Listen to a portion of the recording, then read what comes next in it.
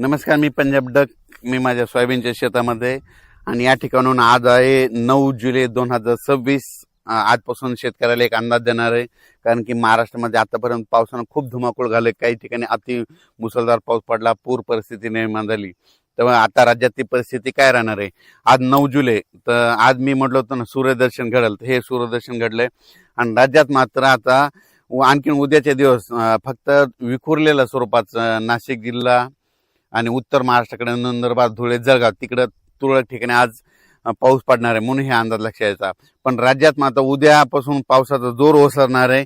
11 तारखेला एकदम संपूर्ण पाऊस राज्यातला ओसरला दिसेल. मुंबईचा देखील पावसाचा जोर ओसरणार आहे, पुण्याकडला ओसरणार आहे, नाशिकचा ओसरणार आहे, कोकणपट्टी घाटमाथ्यावरचा देखील 2 दिवसानंतर ते देखील जोर ओसरणार आहे. आता खूप काही मोठा पाऊस पडणार नाही. उद्या 11 जुलैपासून राज्यात चांगलं सूर्यदर्शन होणार आहे आणि हवामान कोरडं राहणार आहे, म्हणून हा अंदाज महाराष्ट्रातल्या सर्व शेतकऱ्यांना लक्षात द्यायचा. त्याच्यानंतर राज्यामध्ये बऱ्याच भागामध्ये हा पाऊस झाला आणि त्याच्यामध्ये देखील आणखीन काही भाग वंचित आहे.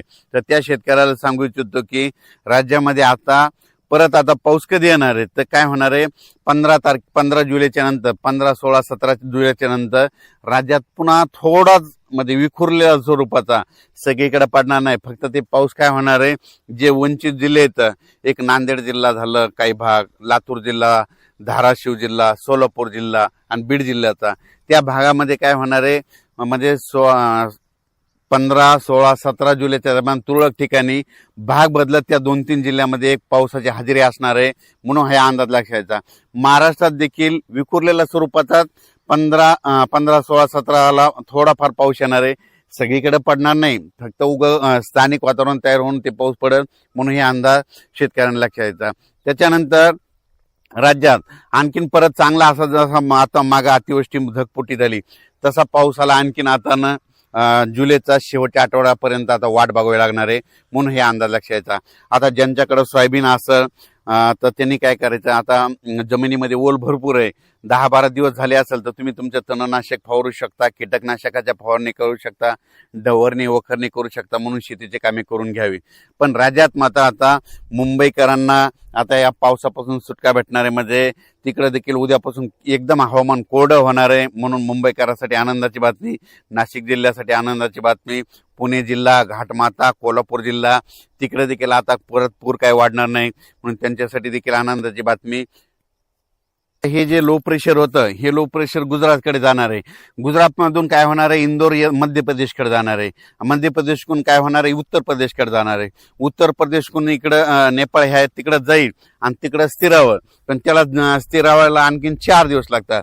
मग जवळपास 12 तारखेपर्यंत जोपर्यंत शांत होत नाही तोपर्यंत आपल्या इकडे महाराष्ट्रामध्ये जवळपास 12 तारखेपर्यंत आता उद्यापासून आजपासून चांगलं वारं सुरुवात होईल आणि ते शांत होऊस तर परत पुन्हा काही आता एखादी प्रणाली तयार होत नाही, म्हणून हे अंदाज लक्षात द्यायचा.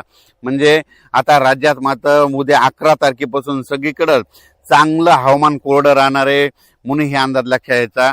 फक्त 15, 16, 17च्या दरम्यान परत एकदा पावसाळी वातावरण तयार होईल, पण तो इतका पाऊस असा जोराचा पडणार नाही, फक्त तुरळक भागातच विखुरलेल्या स्वरूपाचा ते असणार आहे, म्हणून हे अंदाज लक्षात द्यायचा.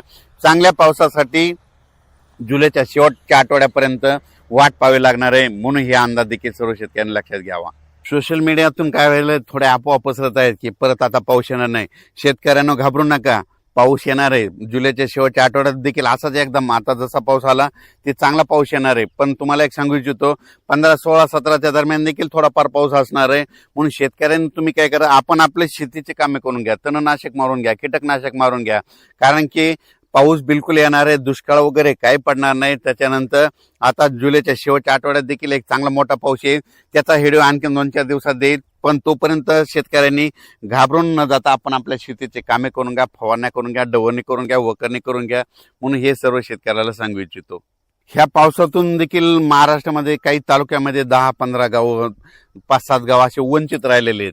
सोलापूर जिल्ह्यातले, लातूर जिल्ह्यातले, बीड जिल्ह्यातले, तिकडे नांदेड जिल्ह्यातले, परभणी जिल्ह्यातले, पालम ह्या परिसरातले, त्या भागातल्या शेतकऱ्याला सांगू इच्छितो, आज देखील आज 9 जुलै, 10 आणि 11 ह्या 3 दिवसात देखील काय होणार आहे, विखुरलेल्या स्वरूपाचा पाऊस पडणं तुम्हाला पडू शकतो, म्हणून हे अंदाज लक्षात घ्यायचा.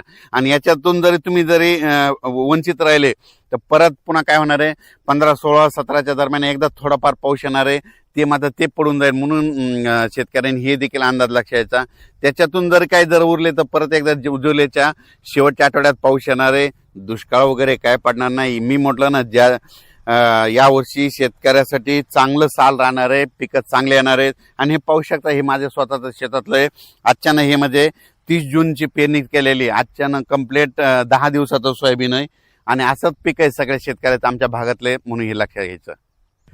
परत एकदा काय होईल, पुन्हा जुलैच्या शेवटच्या आठवड्यात परत एकदा काय होईल, बंगालच्या खाडीमध्ये परत तिकडे काय होईल, भुवनेश्वर आणि चेन्नईच्या दरम्यान परत एखादं चक्रवादळ तयार होईल आणि ते पाऊस इकडे येईल.